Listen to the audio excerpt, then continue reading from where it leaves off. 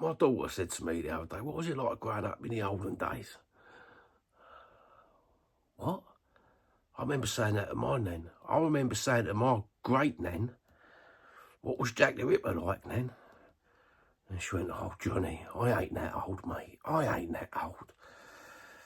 She used to live in front of us, my little nan, my great-nan. And then she moved down to Gibraltar Walk, which was near Brick Lane, past the Bladebone pub. Chuck her right at Dr. Gaz, and that was Gibraltar Walk, and that's where she lived. I used to bring her eels and mash and a liquor. Never seen her eat a pie. She always has eels, mash and a liquor. And sit round there on a Saturday afternoon, watch a film. She used to tell my Aunt Charlotte to pour me a little lager and lime out. And I was only little. Have a lager and lime, sit there with little Nanny telling you stories of the old Bethnal Green Road and the old days in the East End of London. Then you had Sundays, didn't you? You woke up on a Sunday morning.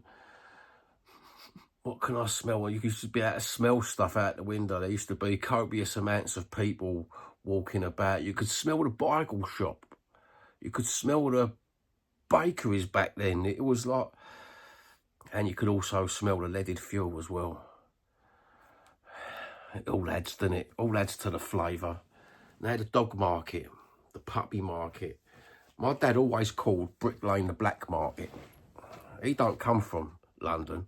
He weren't born in London. He was born in Spain. And always called it the black market. When he was off work, he'd say, fancy coming down the black market, John? Yeah, we'll go down there. He always bought a tool. You could always buy a tool down Black Market, or down Brick Lane, or down the lane. My favourite bit was the puppy market. My nan and granddad used to take me down the puppy market, the dog market, right at the top of Bethnal Green Road, just as it hits the top of Shoreditch High Street. It used to be a triangular square where everyone used to congregate selling pets. From Labradors, Alsatians, to mongrels, to canaries, exotic fish of all colours, budgerigars. Sometimes the odd week you might even see a little baby tiger, baby panther, or a monkey. Now, if you told people that nowadays, they wouldn't fucking believe you, would they? But the number of times I've gone down there, and my nan said to me, don't put your hand in that pen, there's a fucking baby lion in there. And it's like, a baby lion? What When we went to Spain one year, I was only little, I can remember there was a bloke who was taking pictures on the beach with a baby lion.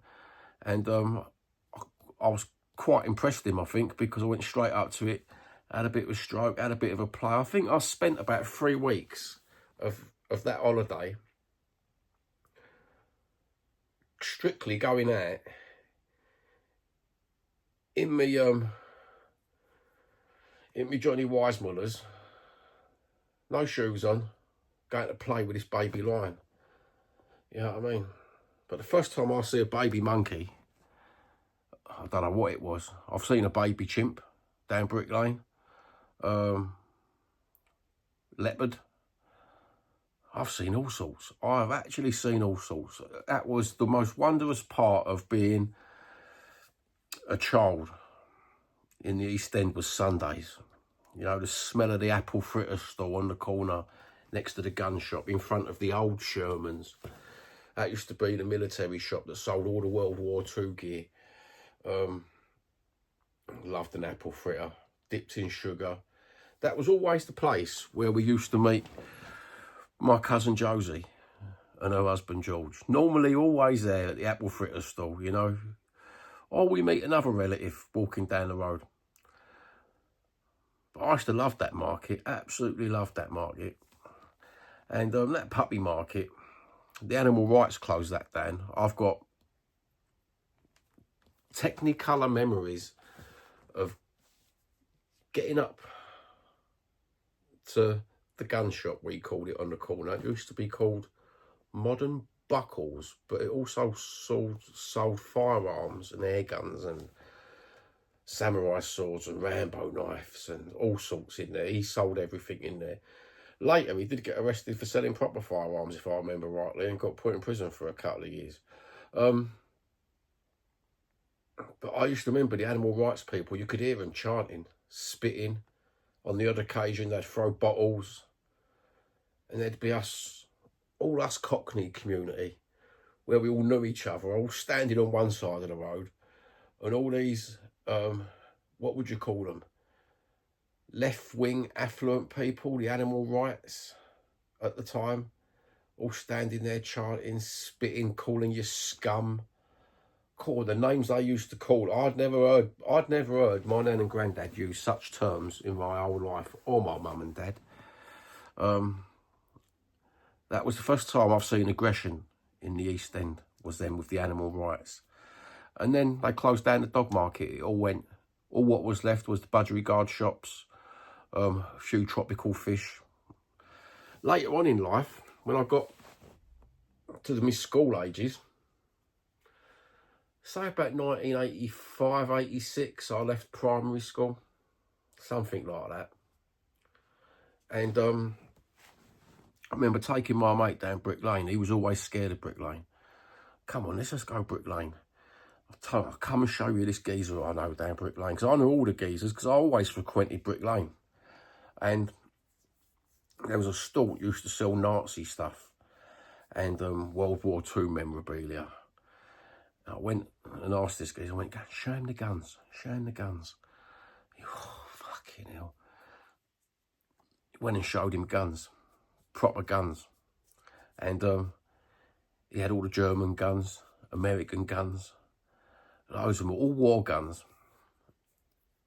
And my mate said, are they real ones? He went, yeah, they're proper ones. He goes, I'll even sell you the bullets as well. And my mate's eyes nearly popped out of his sockets, bosh, straight on the floor, mate. Looking back, how mad was that? How mad was that? An old boy with just a table of memorabilia, but underneath he had handguns, working ones as well. You'd never have Adam and Eve it, would you? You wouldn't have Adam and Eve it. But that was the sort of market. You could pick up a 1970s Marvel comic, a mint condition Beatles record, a pair of trainers, 20 bags of crisps for 50p, have an horse meat burger. That's what we used to call them, the burger stalls down there. It's like the horse burgers. And you'd still come home with change out of a tenner. You know? And you could pick up probably fucking 12 pairs of socks, 2 white vests.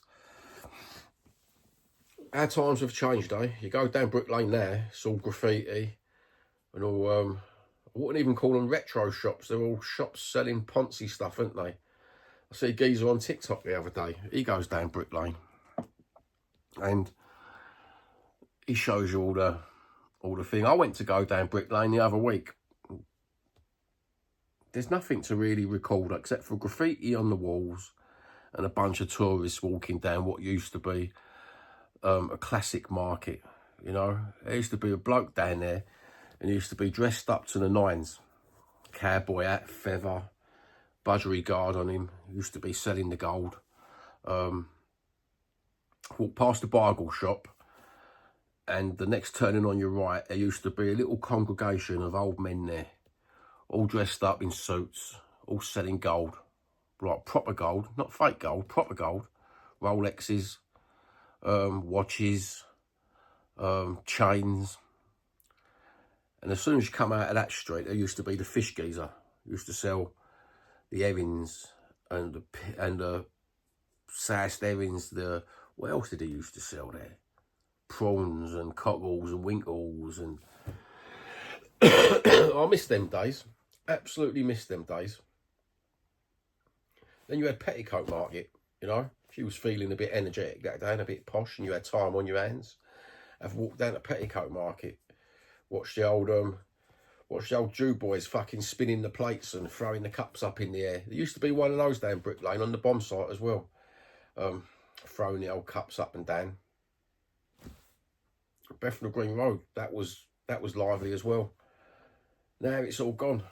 It seems lively when you go down there, but the community's gone, innit? Absolutely gone. I used to love waking up on them Sunday mornings. There's always something. Sunday was never boring. You know, like you talk to people from different parts of the world and like, oh, Sunday. The only boring time of Sunday for me was Sunday night. Time that songs of praise come on. Absolutely fucking boring. You know what I mean? Saturday afternoons, the most exciting bit of Saturday afternoons was waiting for the football results to come on. Checking the polls. Those were the days. Those were the days. Now look what you got. The whole country's divided. We're at a point in time now where we're being... You got the left wing of politics having pops this morning on the radio at the right wing. You got the right wing having pops at the left. And they're both saying exactly the same thing. They're both rage baiting. The left wing's now rage baiting and the right wing's rage baiting. This digital media and the multimedia is absolutely ridiculous. I listened to this left wing geezer on, was it LBC this morning? He's always on there. He absolutely ain't got a clue about life, but he's got a good idea how to rage bait people. He was saying about brown people, he called them. They've got to look after themselves. They're being picked on. And then you go onto the right wing channel, and that geezer's saying the white people are being picked on. Fuck me, we're all being picked on.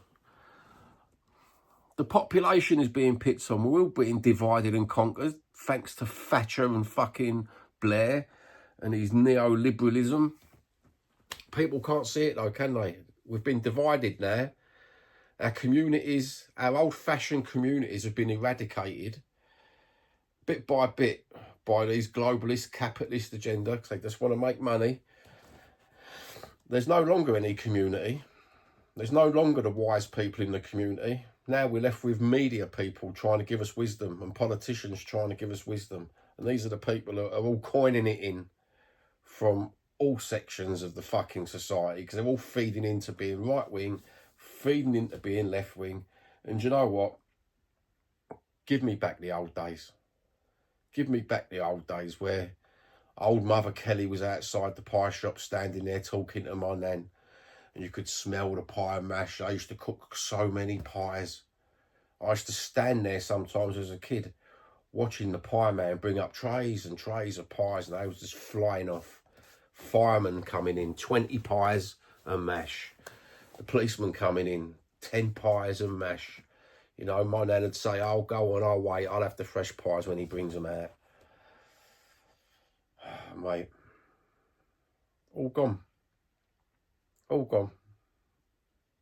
Absolutely heartbreaking. I said to my sister the weekend, start of the week, absolutely heartbreaking. I love walking down the road with my little sister. Absolutely love walking down the road with my little sister. It just takes me back and it makes me, it made me so angry though, walking down the road. You know, just to see it all gone. All gone. I think the only thing that stands in Bethnal Green Road now, there's a few things that stand in Bethnal Green Road that you could pick out being an old-fashioned fucking Cockney. Pleaches. The Red Church. You know? Pleaches, the Red Church, Salmon and Ball, Cornwallis. Other than that, it's all gone. Absolutely all gone. Oh well. It all evolves, doesn't it? The world evolves. It all changes. You just got to get on with it, ain't you? Proper get on with it. I've had a look at the football news today to see all the fantasy transfers, or all the media companies, all the channels, all spouting a load of old fucking bullshit. And I'm thinking, good, yeah. You're making money doing that. And people are watching it and taking it in and listening to these people because you think they're in the know. They know as much about football as fucking... It's fucking a newborn baby. Absolutely ridiculous. I used to support West Ham when I was a kid. I was never always a Spurs. I weren't born a Spurs supporter like a lot of fans. Their fathers have been Spurs. My dad was Spanish. He didn't support an English team. But I grew up in a West Ham area. Bethnal Green. Pure West Ham. Absolute. Especially in Victoria Park where I lived at the time. Absolute. Every kid was West Ham. They had painted. If you went down to the Roman, the top of the road, well, we called it the bottom of the Roman. They called it the top of the Roman. Depend where you live. You called it different things, didn't you? Anyway, near the fire station, by the school, it used to be a pub and a shop. And they had all the West Ham things painted on the wall. You walked down the other part, they had all the West Ham things painted on the wall. Trevor Brooking was God. Absolutely. Billy Bonds was God. Those were the days when I was first introduced to football. Where I lived, there was a football pitch behind. When I couldn't play out, I used to watch the big kids play football, you know. Pure West Ham. Absolutely. Claret and blue. My dad got tickets when he was at Prospect. He worked at the Prospect to Whitby down Wapping. And the manager got tickets for a football game. And it was a West Ham game. I thought he was going to take me, and he didn't. So I went with my Uncle Harry's team, Spurs, because he lived down Tottenham. He come from Bethnal Green, but he went and lived near Tottenham. He wanted to be near White Hart Lane. It was easier for him to have a couple of aperitifs, go and watch the football, wasn't it? St Anne's Road, I think he lived. And he introduced me to Tottenham. I always liked Tottenham. Always loved. You know what it is? Because when we were kids, Pat Jennings was God. You know what I mean? The likes of that was God. Glenn Hoddle was just coming through the ranks and he was all being spoken about. You know, like they speak about Lamine Yamal nowadays. We had that. We had that at Tottenham. So when I changed over, it was just on the cusp. Glenn Hoddle had always played with them, but he was just coming through as an out-and-out footballer. I think it might have been 1978, 79. And by the 80s, he was he was one of the world's top talents at football, was Hoddle, mate. And then we got Ozzy Ardiles. I think in the end of the 70s, Ozzy Ardiles and Keith Birkinshaw got him over from Argentina. And that was a period as well when they started to peak. We had the Falklands War against Argentina and they had to go home. My heart was broken, absolutely broken. What do you mean, Ozzy? I was just getting into Tottenham and Ricky and Ozzy's going home. What are you on about? That was when Tottenham had players that was local. Mark Falco, Gary Brooks, absolute local heroes. Paul Miller's. Oh, you remember Paul Miller? These were my idols.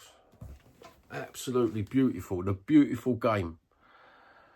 Also, I used to watch Match of the Days and used to, mate, sometimes Brian Robson, Steve Coppell, Ian Rush, Kenny Dalglish, Bruce Grovelar with the wobbly knees. Football was great back then. Absolutely beautiful back then. Proper working class, should I say, sport. You had the Wimbledon on television. My granddad always watched the cricket and the darts. And but football, that was my first love. Absolutely loved football. From the minute that I was born, my dad used to play football with me. Now my dad no longer remembers football. My dad no longer remembers a lot of things.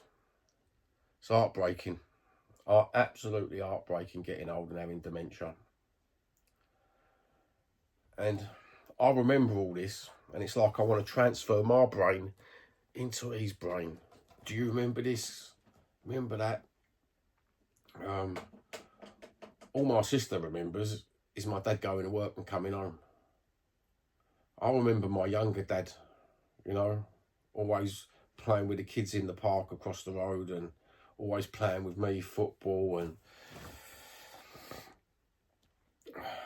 those were the street football years ago in Tower Hamlets, Bethnal Green. That was when you went out at 8 in the morning. You didn't stop playing football until your mum come home with either fish and chips, pie and mash, or when she'd walk past the park, she'd shout out, "What do you want?" Sometimes I couldn't choose, so I'd have chips out of the chip shop, mum, and get me 2 pies and a liquor. And everyone would look at me. But if you know, you know. Sometimes it's just 3 pies and mash, mum. Or get us a bit of cod and chips. You know, she go, fucking hell. He don't want much, does he?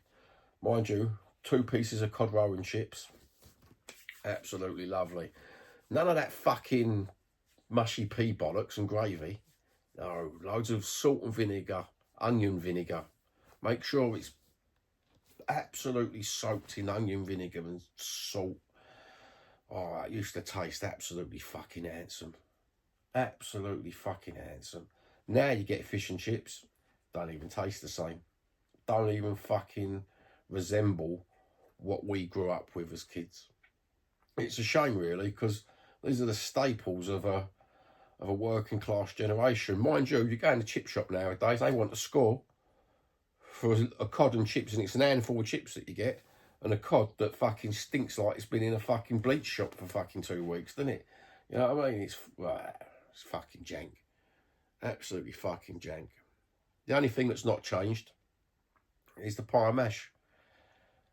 And proper Cockney soul food. And pie and mash shops. Used to have quite a few. We had a couple of pie and mash shops on Bethnal Green Road. There's only one left now. On my bit of Bethnal Green, that is. That's where I grew up, on that little bit of Bethnal Green, where the lonely pie shop stands. So if you walk opposite to the pie shop and then go over one street, that's where I grew up. But I also lived in Vicky Park, but I used to cycle to my nan's house. I was always at my nan's house. I loved the old crew, the World War II crew. You know, her brothers. Every Saturday, the house would be filled up from 10 in the morning till 3 in the afternoon with just family coming round visiting. Sometimes on a Sunday they'd come round all weekend. You know, and then every other week they'd have a little party, a little soiree. And I forgot about them until my mum gave me a big lump of fucking pictures. And I'm looking through them and I'm thinking, cool, look at all the parties I used to have. All the brothers and sisters come round, all dancing with a fag in their hand and a drink. You don't get socialising like that no more, do you? You know, I can remember Friday night, Grandad, Nan, Mum going down the pub. Saturday, the same, walking round the pub with my granddad, going for a drink. I used to pick the glasses and the beer bottles up, give them to Sam behind the bar in the Cornwallis. So I put the bottles down that little fucking sucker tube. I used to go down this little tube, see a little pint, see little dregs of the fucking, the rum and the fucking beer and the light ales and the pale ales that people used to drink, put them all in one cup. Oh, I'd have that.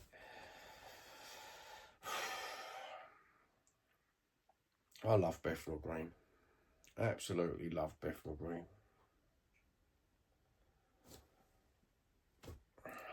Now it's all gone. Not even a tater still in front of Pleaches no more. Used to be Georgie Bastick, the tater man, outside the shop. He was the most beautifulest fella you ever did meet. You know, my nan always sent me down there. Get £5 taters, £10 taters. Or she'd be fucking there with her little pram. Like all nans used to have that little pram, didn't they? Getting all their fruit and veg. Les the meat man, right by the Cornwallis pub. We had a record shop as well, the Sand Scene. Whoa, mate, the Sand Scene. Fucking hell, that was a shop and a half, bro. As soon as I got into music. It's the sort of record shop, you say you could go in there. I used to go in there Someone used to tell me a record, and I used to go in there and go, have you got this one? And he'd go, oh, I might have an old copy of that I never sold from 1979. And he'd bring you up a mint copy. I went in there once, I went, have you got Dire Straits' first album? He goes, oh, I've got a copy of that. It didn't sell. I remember getting it in for someone. Original. Absolutely original. It was like, wow.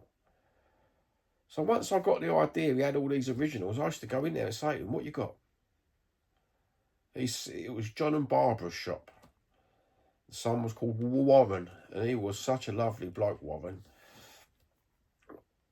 You asked him to get a record in, he got you a record in. I used to love records. Other than that, you go and get your fucking 20p records from Woolworths, wouldn't you? Wait till they went out of the charts, you go and bundle in Woolworths. Or do you remember the sweet shops years ago? They used to have that little thing with the 20p records with no middles in. Didn't have no middles, they was all jukebox records. Ah, mate, the old days, bring them back, bring them back. Anyway, that's enough of me reminiscing in this video diary about Bethnal Green. Don't know why I've done this video today. It's just I went home. And it was the first time I went home and was truly heartbroken. Because there's just nothing left. Just some of the buildings. And at the same time, it's the first time I've been home where my dad was this ill. And I started thinking about memories when I spoke to a friend the other day, and he said, you spend your whole life building memories. And when I walk down Bethnal Green Road, it's just memories keep flooding back and flooding back. Oh well, life goes on. Doesn't it? You know what I mean? God bless. Love yous all. Thanks for watching. And I'm going to finish my cup of tea now. This has gone fucking cold. A bit parky, but that'll do. No longer smoking cigarettes, boys and girls. So I've got my vape in my pocket. I've not even had a vape for half an hour. Maybe I'll do my blood pressure first and then get on with it, eh? Have a good one. Let's hope Tottenham get some proper transfers in when the transfer market starts. And it'll stop all this absolute fantasy business, what they're talking about. That's it for today. That's all, folks.